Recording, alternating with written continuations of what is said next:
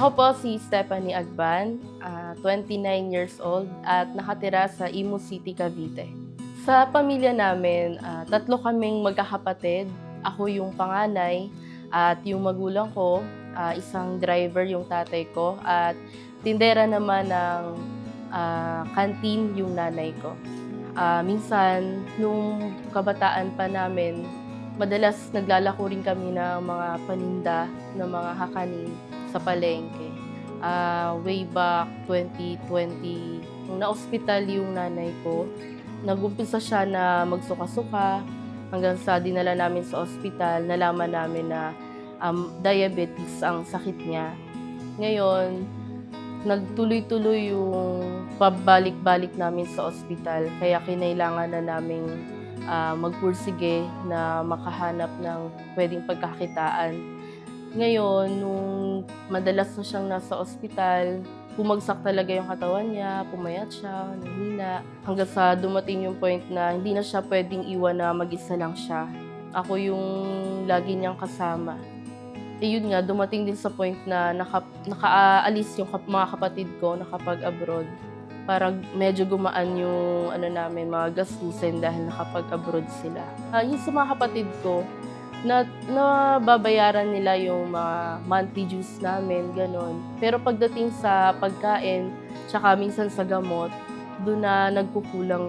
Kaya naisipan ko na magtinda, mga gamit online, hanggang sa nakaipon na nga ako ng ibang mga materials para doon naman sa mga kakanin. Nag-try din akong magtinda ng mga kakanin na. Since bata ako, medyo alam ko na siyang gawin.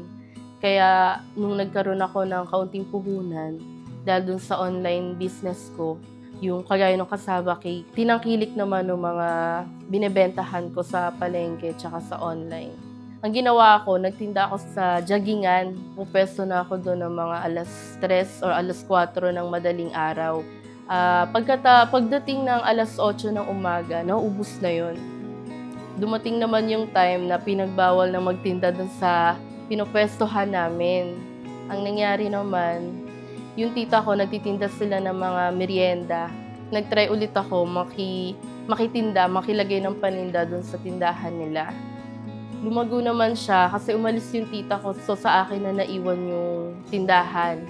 Hanggang sa nag-umpisa na akong maglagay ng iba pang mga produkto, ibang paninda, ibang mga kakanin.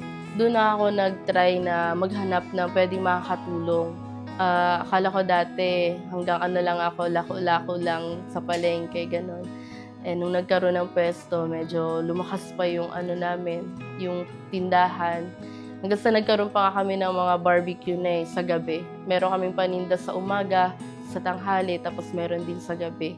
Araw-araw, nakakapagod talaga siya.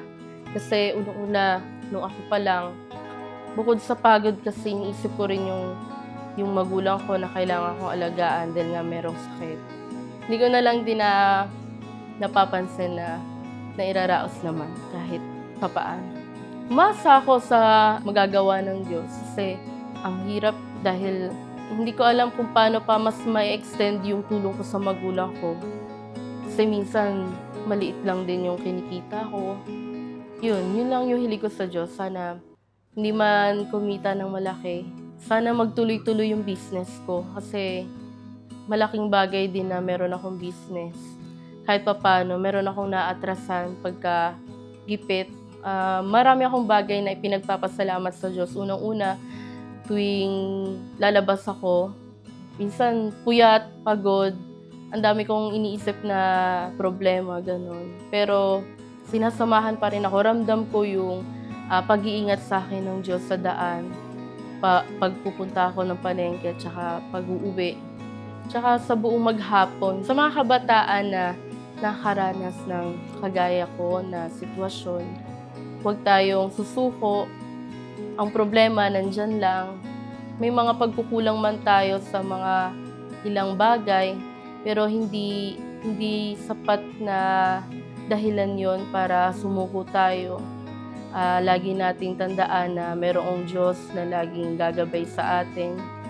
Yung mga magulang natin, sana palagi nating mahalin Kasi sila din naman yung mga naging gabay natin kung bakit tayo nagsusumikap din eh.